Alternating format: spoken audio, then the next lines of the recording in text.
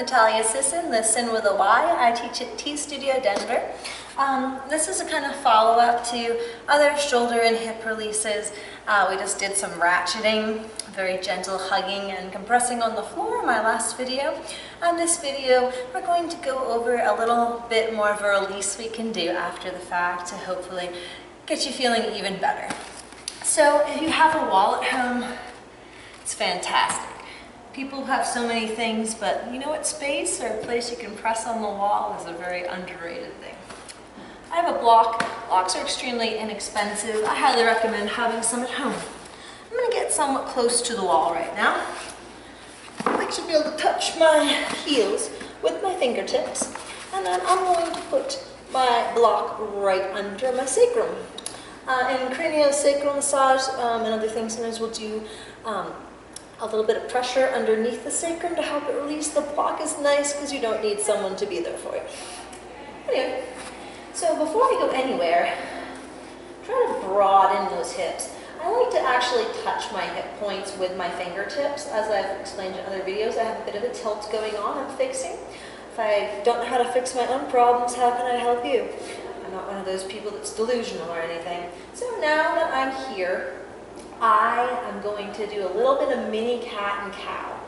Really slow down the breath. If you have a spot like me, one of my SIs, sacroiliac joint, it's the joint that's in the back of your hip between your sacrum, the flat part of your upper low back, and then your iliac crest, the prominence of your hip bone.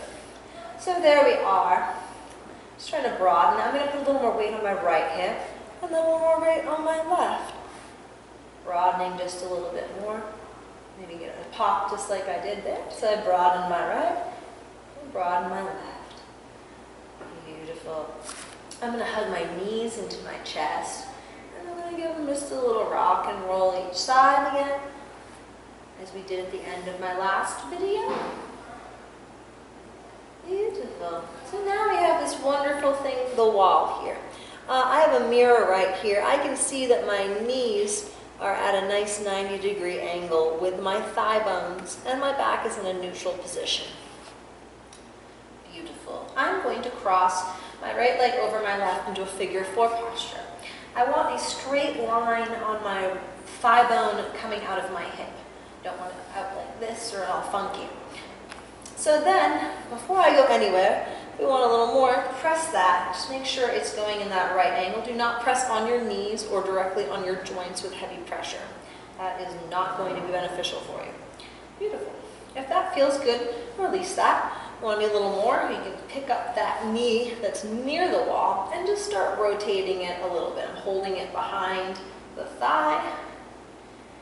And just notice the different stretches you get. Trying to keep that thigh bone that's bent in line with that hip still. Beautiful. Maybe do some circles.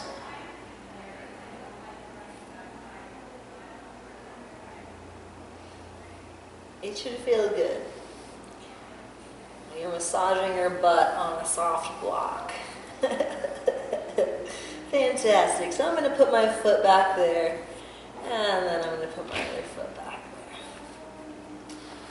there. Now, I'm going to cross my other leg, my left leg this time. Again, don't want it on the knee.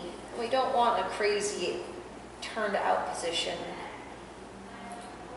Now, once we're in the right anatomical posture, again looking into my angles, if I want more, I can start pressing into this, which will help open this line in the body.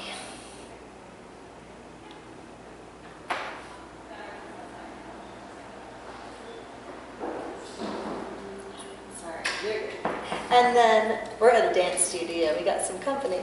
And then, so I'm going to release that. And if I want more, I can pick up that bottom knee and then just kind of support it behind. I'm massaging the back of my hips on the yoga block. Maybe I'm doing some nice little circles too.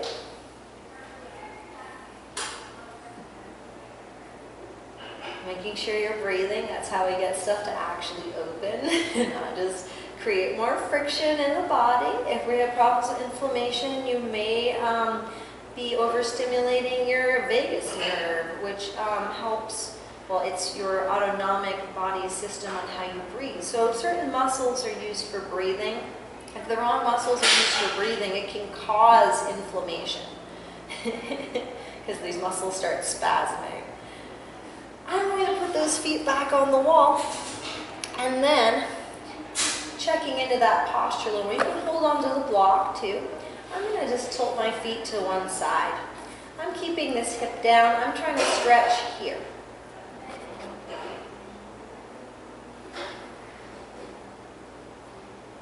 Take a few breaths and bring those center, and then to the other side. We're keeping the hip down. We're trying to get right in this little spot here in the back here. Your iliacus muscle, psoas, and those deep muscles of the pelvis.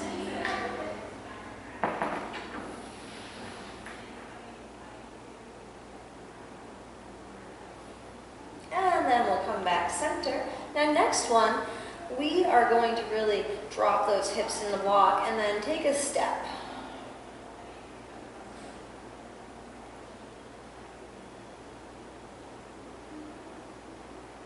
Beautiful.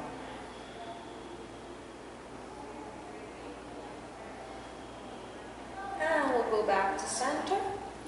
Take a breath. And take another step. Trying to create more weight in the back of the pelvis so that our hip bones, when they look right, should be kind of spatulate and out this way. Sometimes they can be turned down or up depending on the pelvic tilt. Our body parts weigh different amounts, like our head is 10 pounds, our hips are quite heavy. If stuff's going the wrong direction, gravitationally speaking, it makes you feel a lot heavier. Life gets harder. So really trying to make sure that we're getting our muscles and bones to hopefully drop back into the alignment that we hopefully were born with. And if not, we're trying to attain because it makes life easier. Let's bring that back up. I'm going to take this away now. Take a moment and really let your back relax into it. Try to get the ribs nesting. So now I'm going to come into a modified fish. If you have a friend, they might help you get a block in place. So now I'm going to lay up. I'm going to scoot this underneath my head, not my head, my thoracic region behind my ribs. So my shoulders are dropping down. Again, I want my knees either in a right angle, you can have them up the wall for this too, or extended fully. The legs, when they're extended fully, is going to be harder on your low back. So just really remembering that go in stages. You don't have to go to the full expression of a movement right that second. Beautiful. Just opening here. You can put the block on different levels too, or do this with a yoga wheel or a foam roller as well. They all do different things. And to open those hips a little more, let's just tilt those feet just to notice how that can open the ribs right in this really tricky area. You can also have your arms out by the sides, whatever feels good. I think I prefer them here. And then we'll bring those toes back to center. Inhale. And exhale the toes the other way. Really keeping that hip stretching. You should feel that in the hip and right in the lowest ribs.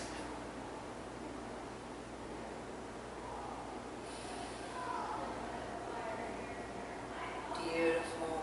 And I'll bring those back up. And you can continue working with different things with this. When you're ready to come out of it, pressing up into your forearms and then removing the block. It's always good to give yourself some time after you've been opening different nerve plexuses. So we have 3 major nerve plexuses in the body, and then the spine, the cervical, thoracic, and lumbar. There can be stuff twisted up and kind not separated. So what we're trying to do is to give these plexuses more space so that they can now move freely with one another instead of being bound up. Many Americans have a truncated posture. I mean that their hips and ribs do not move very well separately. Beautiful. Maybe rock and roll a little more.